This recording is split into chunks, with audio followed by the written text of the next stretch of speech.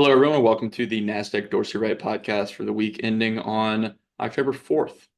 My name's Ian, joined again by Miles. Miles, good to be back across the table from me. It's back-to-back Back weeks. to back weeks, man. It's the start of spooky season. It's fall and everything like that. So yeah, nice to be with you again. It is, yeah. To get to first podcast in the fourth quarter, right? So we ended Q3 on Monday, coming into October 4th.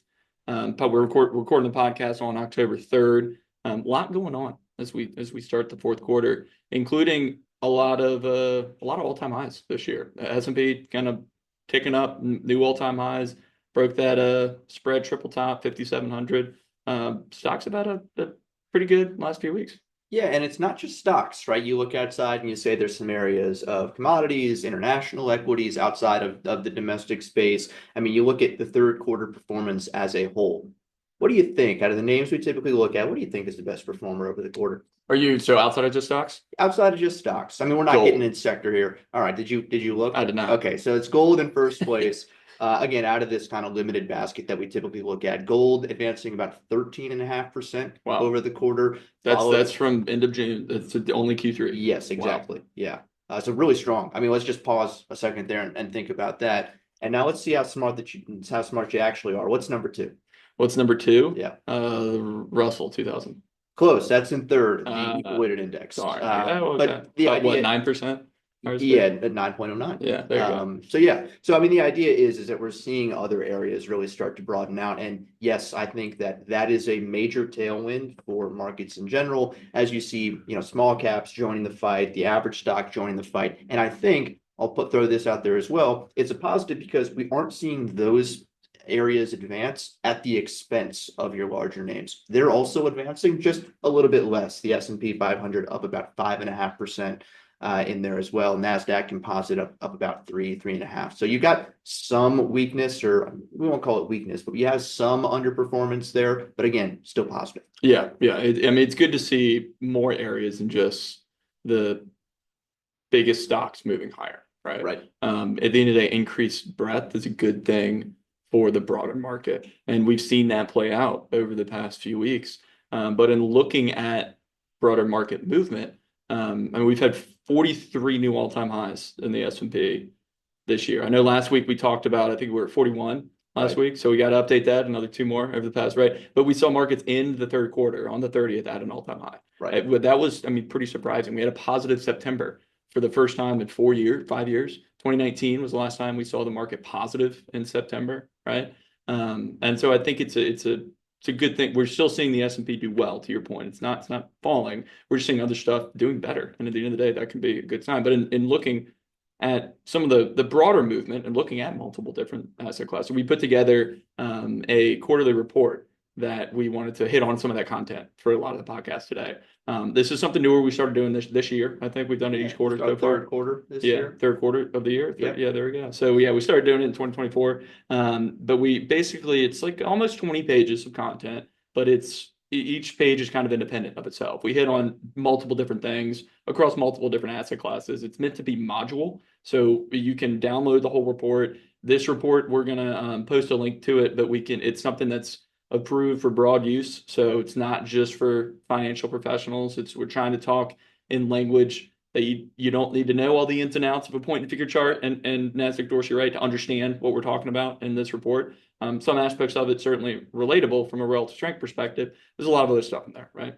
Oh yeah, Um, no, there's a lot of other stuff in there, and again, it's aimed to be. You do not have to sit down over the weekend, and and you can if you want. yeah, I don't know if I will be, but you don't have to sit down over the weekend and read it, front to cover on this one. It's like, hey, I'm an analyst, or I'm interested in learning about how rate cuts could affect my portfolio. yeah, We've got commentary on that, right, and it could take you 2 minutes to read, right, right? right. So that's the goal with this. Yeah, and one of the other things we saw is we put some like broad market stuff in there. So when you're looking at, I mean, in a presidential election year, we had another debate this week, this time between the vice presidential candidates. We won't talk about political commentary here, but from a political perspective, when you're looking at market movement in the fourth quarter of election years, tends to be pretty strong, right? When you're looking back over the past 25 election cycles of 100 years of presidents, right? Back to 1928. The fourth quarter of an election year is positive 75% of the time. Which you Yeah, might, let's think about that. You might not think about that at the at the, first glance. You think like, okay, markets are adjusting. Maybe there's some, negative news that comes out or something, or the markets don't like, the candidate that wins, whatever. You might not think that that's the case, but 75% is a pretty convincing batting average, I may add. yeah, and I think looking for, I mean, we talk about this a lot. Markets don't like uncertainty. Right. And so when you have a more firmer grip on the direction of maybe the economy and the country moving forward, markets are probably going to like that a little bit more. So that probably plays into it a large part. Right. But I also think it's important to note this is across party lines, right? It doesn't really matter who wins the Right. election to markets. It's just a matter there is an outcome, Right. right? And so I think that that's an important point to note. I mean, you look at the last two election cycles, right? We saw the 2016 election. Some would say a surprise victory from Trump there. Markets did very well coming out of that and did continue to do very well throughout 2017. In the last election cycle, markets were coming off of the pandemic-induced bottom in 2020. Markets did pretty well in the fourth quarter of 2020, and then 2021 was also a very good year for Right. market returns. Yes. Right, so it doesn't really, it didn't matter who won. From a country perspective, we're not going to get into that again, right? It certainly might, but from a market perspective, market doesn't care. Yeah, so I want to focus on something you said there. So the fourth quarter is typically pretty strong, and then both of our candidates this year, Trump and Kamala, have some ties to out average or outpaced gains in the first year of Yeah, the that's a good presidency, point because right? Kamala wasn't part of the Kamala last vice one. president. So, Yeah, yeah. there is some, I guess, conversational points you could make, like, hey, markets maybe didn't like, or excuse me, markets liked in some shape or form both ties to the first year. Right. Yeah. That didn't make sense. No, no, it does make sense. And I mean, I think coming out of it, markets kind of reducing some of that of uncertainty of what could have happened. They can adjust and then continue to move forward. But the fourth quarter, at least from a percentage positive perspective, has the potential to continue to be positive for the broader S&P. Right. We also see fourth quarter in general, not an election year, but general Q4s is good for momentum in particular, right? Yes, momentum in particular, stocks in general in particular, whatever it is, but particularly momentum, you get those tailwinds. If you look at, I'm pulling up the chart here, so bear with me, but I mean, you've got your average sector just point to point. The fourth quarter is the strongest for momentum across any other quarters with an average return over 5%, about 5.5% for momentum through representatives for momentum in the fourth quarter. And the third quarter tends to be the weakest. Right. What did we see momentum do in Q3? It was better than average, but Yeah. it wasn't crazy. Right. But it was better than average. I think that also coincides with broad markets, right? Yeah. Better than average. Wasn't crazy or anything, but it was better than average. Right. Yeah. And we've seen some movement, some potential kind of rotation underneath the hood of some of these areas of momentum, both domestically and internationally, which we'll get to more in maybe in a minute. But I mean, Q4, using that MTUM as just a broad factor proxy, right? A little bit different than the way we apply momentum in Dorsey Wright, Right. but just using that ETF as a proxy, 5% in Q4 is pretty good. Yeah, and then maybe some more weight of the evidence. That the piece is entitled "Weight of the Evidence," so that's a haha funny joke. But in more weight of the evidence is momentum is currently outperforming the market so far this year, right? And when you have historically seen momentum outperforming through the first three quarters, you outperform more than half the time in the fourth quarter as well. Oh, wow. So about 60, it's a little bit over 60% of the time that you see. So not quite as good as 75% in terms of that historical average with the presidential stuff. But again, more than half the time you see continued outperformance. Yeah, well, I mean, if you look at a 75% likelihood the market's going to be positive in Q4, broader market, and then a 60% likelihood that momentum is going to outperform that, right? I mean, that's momentum has momentum. Is it fair to say that? Something like that. Yeah. And speaking of, that's actually a title of another piece in there, which is the relative strength. Their momentum is momentum, right? And that takes a look at something on our platform called RS spread. Now, this starts to get a little bit jargon heavy here, but the idea is that it's calculating or assigns a value to a basket of leaders and laggards, right? So the bigger that value is, the wider that dispersion. So it's looking at performance of the broader market, right? Exactly. Yeah. And you separate that market into quartiles based upon performance. Yeah. And then it's looking at the spread between the top and the bottom quartile. Sure. Right. Yeah, that's an easy way to put it. Right. But point being, the wider that value, the wider that dispersion, and the better, in most cases, that's going to be for momentum. And as that value is smaller, maybe that's not as good for momentum. But point being, we saw that value expand to close the third quarter. So going back to that, that's going to be another perhaps tailwind for momentum. Yeah, absolutely. I mean, you just think the momentum, relative strength in general does better when there's more opportunity for relative strength to pinpoint areas of strength, right? When the whole market's moving in one direction, it's not good for relative strength because it can't separate the leaders from the laggards. So the whole point of that spread is you want more separation, you want more opportunity to be in the areas doing well and then stay away from the areas that are not doing well, right? That bottom quartile. And so seeing that spread reverse higher. Now it's not as high as it's been this year. We were higher in March and we reversed lower in April and continued kind of steadily ticking lower into August throughout the next few months, but a reversal higher in September, and that is a good omen moving forward for momentum. So we're not as high as we've been. I think that's an important point to note, especially going back to like 2022. The fourth quarter of 2022, we saw markets rocket off the bottom in the fourth quarter, specifically, I believe, in the right there more in November and December of that year. We got very high at that point. So we're not near multi-year highs. We're not at 52-week highs, but seeing that improve is a good thing.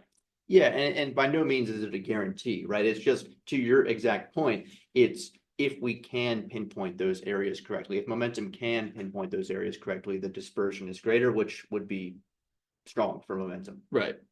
Speaking of the leaders and laggards, I know I'm rocketing through material for today, but leaders and laggards from a sector perspective, you want to touch on those? Yeah, I think so. And so we saw some pretty interesting movement in the fourth quarter. So I mean, it's hard to believe. The end of June feels like a year ago. It feels like a lot has happened over the last 3 months. But at the end of June, technology was still the top ranked sector in our sector rankings. Not too far after that, we saw technology lose steam. It has fallen into the third ranked spot in our sector rankings. Still an overweight, still a strong area, not technology falling out of bed, but kind of like the broader market. I mean, most of the big names, the biggest stocks are tech-oriented stocks. Technology had led most of the large cap growth leadership throughout the prior couple of years. So we're not seeing, to the prior point on the broader markets, or the bigger names aren't weakening. We're not seeing tech kind of post negative returns. We're just not seeing it post as high relative strength as other areas now. So we saw it fall from first to third. Industrial stayed the same in that second ranked position, just kind of steady Eddie, like middle of the road there. We still see a lot of strength in industrials, especially a lot of the small cap space. There's a lot more industrials exposure in the Russell 2000 and the small cap and broad small cap benchmark than there is in other areas of the market. So I think that's another interesting area to note. And what else is a lot of areas in the Russell 2000? Banks, right? A lot financials leapfrogged industrials and took over that number one spot in our sector ranking. So you're seeing some of that movement that we saw with smaller areas doing better, and that's reflected in some of the sector movement too. Financials now ranked number one, industrials still ranked number two, technology sitting there in that third ranked position.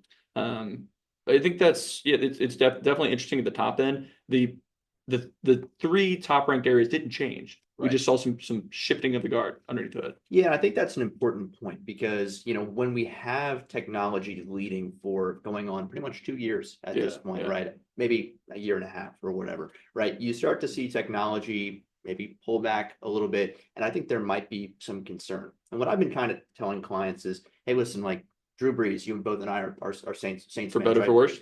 Drew Brees didn't go out there and have a great game every time, but he was better. You're telling clients about Drew Brees? Well, I'll throw in Kobe, but for you and me, but the great all-time greats, right? They didn't always go out and have an amazing game, right? And so like that's kind of a way that I parlay relative strength over into that. It's, hey, you can have a strong sector like technology. It can take a bit of a breather, and it can still be a strong sector. It can still be an overweight. It just maybe didn't show up that day, right? And so like if they start to have a bad season, then we'll take note of that and flush them out. Maybe I'm taking my sports analogy too far now, but that's the idea. You can have a bit of a pullback and things are still pretty insulated. So. Right. Yeah. And so from some of the other areas, continuing with the sports analogy, I'm talking about some Cinderella stories, right? Coming up from the bottom area. One area that certainly not a Cinderella story is energy. So energy has seen, I mean, crude oil has been pretty kind of locked in a range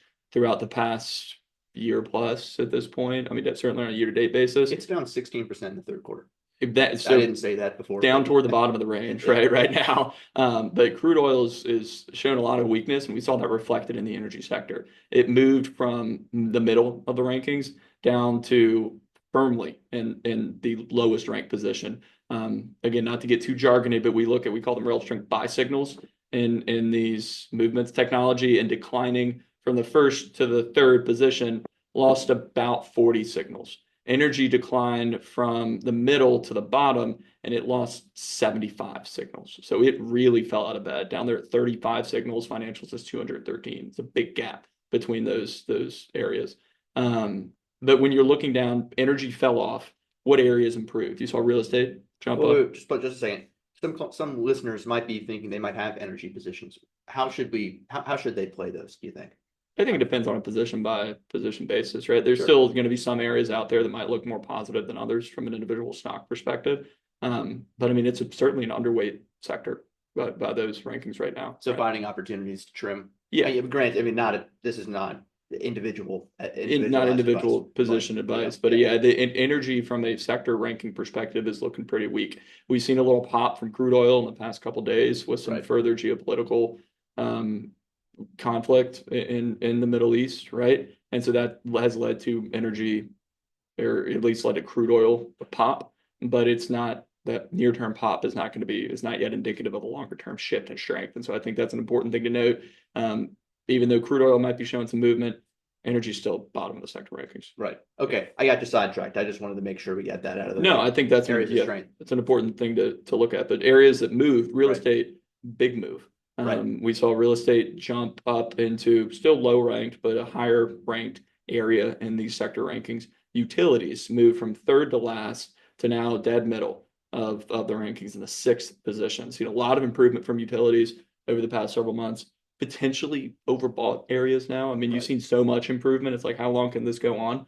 So that's definitely one area of potential concern as you look towards. Important to note, utilities is we call it an equal weight area. So it's not like we're saying jump all your eggs in the utilities basket. Right. Utilities is not the new tech sector, even though some others might lead you to believe that. Right.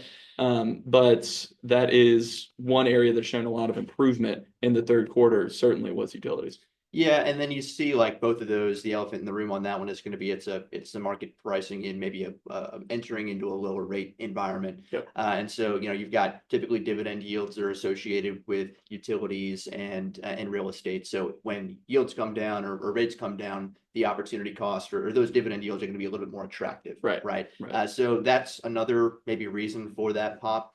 But yeah, technically, those have been some areas that have definitely been improving with price appreciation. Yeah, and we've also seen a little bit of, we didn't see this necessarily reflected as much up until the past week, but we've seen some pops in healthcare. So healthcare moved into the third to last from the second to last position in the rankings right at the end of the month. So that's definitely going to be one interesting area to look toward, I think, in the fourth quarter. Seeing some of these areas, healthcare is still down at the bottom of the rankings, but if we see some continued pickup there, some of those charts don't look half bad, and so you see them pop up on some like bullish screens. So it's when you see some expansion of talking about improving breadth, that's another area that is could be a potential area to look toward in the fourth quarter. Yeah, and I think a main maybe driver before we wrap up and talk about another area, your international space, is when you see these areas of relative weakness, that's where you're going to go find those tailored positions, right? So you're going to look for individual areas of strength, individual stocks within the energy sleeve, within healthcare, until it kind of broadens out a little bit more, like you're mentioning, right? Those weak areas you're going to choose and focus on. While they are underweight, you still need allocation there. Maybe you find individual stock positions. Maybe on the other side to that, you can broaden out a little bit more, go find some extra, maybe more broad, broad allocation, as well as those individual stock selection options as well. So that's how you would kind of play areas of strength and weakness from a relative strength perspective on the sector front. Yeah, absolutely. And looking at other areas of strength and weakness outside of the sector front, though, there have been a lot of movement internationally over the past week. We talked a little bit about some like further geopolitical movement. I haven't seen as many changes from that from like a country ranking perspective in looking at that particular catalyst, but we have seen a lot of movement from China. Right. We talked a little bit about it last week, but We didn't know what we were in for. we did not know what we were getting into. We did not know that China now is the best performing country, broad country this year is China, whether US or external. If you look at like SPY, MCHI up over 35% so far this year. 25% of that's been in the last 2 weeks. Right. I mean, it's just, you talk about a straight line upwards, it has rocketed off the bottom that we've seen. And it moved from the 35th position in our country rankings. 42 countries moved from 38 to 35 in the beginning of September. It wasn't down toward the bottom anymore. It's slowly ticking higher. And then 35 to 7 over the past like week and a half, basically. Right. I mean, it just jumped up into the top quartile of the rankings. And we saw that reflected as well in some of the, we put a piece in the report yesterday looking at just the length of time for the Shanghai A-share index bear markets. We saw 875 days from the peak of that index in 2021, September 2021, long time ago, to the trough, which was in February of this year. 875 days, the longest that we'd seen out of any period. We also saw the ultimate pullback date. So it started moving lower after September 13th, 2021. It hit a 20% pullback in April of 2022. We also saw 800 days from April of 2022 until Monday, when that index finally climbed 20% out of a bear market. That also 800 plus days was the longest streak we'd seen for a distance pullback to end of bear market that we'd seen for that. So it was a very prolonged bear market experience. China was doing very poorly for a long time. And Right. it is finally now, I mean, let alone showing signs of light, it has rocketed straight through to a much more favorable relative strength position. When we talk about overbought, China is extremely overbought right now. Right. I You think got about like China, Bitcoin, some notable exceptions come to mind when you think about areas that can just run in your face, in the face of being technically overbought. So I won't say that overbought readings go out the window, but I think China's definitely prone to more extreme values than maybe your average stock. Oh yeah. Or average country. It moves a lot quicker than most other areas. I mean, a lot of emerging markets generally going to move a little bit quicker anyways, right? A little more risk on type of exposure. And China in particular is the biggest emerging market, the second biggest economy in the world. And we're seeing that it moves generally pretty quickly from a price perspective, but also from a technical perspective. Right. Like it changes quick in the rankings. And prior times we saw it happen a couple of years ago in 2022. It moved from the bottom of the rankings up to third, stayed there for about a month, and then fell back down. So it's every time it jumps up in the rankings like this doesn't mean that it's going to stay around for a while, but we have to take the relative strength for what it is right now. Right? Exactly. Yeah, and I think a good point in there too is that we haven't even touched on the reason for this. We don't care about the reasons. We don't care. Well, that's you beat me to it. We don't necessarily care. The market will tell us. Price will tell us. And so you can kind of look at it and say, well, there's some monetary stimulus that they're injecting, right, trying to get things going. Some is a stimulus bazooka is what I would heard it referred to as. But, that's a good one. Yeah. Yeah, but I mean, like the market will tell us. Price will tell us if this is bona fide, if it's legit, right? And so you can kind of take that as you will. We're not making a call whether it's going to send China into the next age or not. But that's where Dorsey Wright stands on this. We're not going to focus on what areas are going to be impacted, just trying to make a call on that. It's the market will tell us, and then we'll adjust proportionally to those areas of strength. Yeah, when you're looking back at a lot of the China representatives, there's a lot of resistance right around the current price or the price level after that first 20% move we saw, and then it kind of seemed to break through that a little bit, and it's heavily overbought. Most broad China representatives around or if not north of 200% overbought. Typically we look at 80%. It's like a line of demarcation to say this is extended, and we're at like 200. The average overbought oversold for the China group is 260%. Right. I mean, these things are historically extended from an overbought oversold perspective. So you would expect some normalization or some consolidation from there.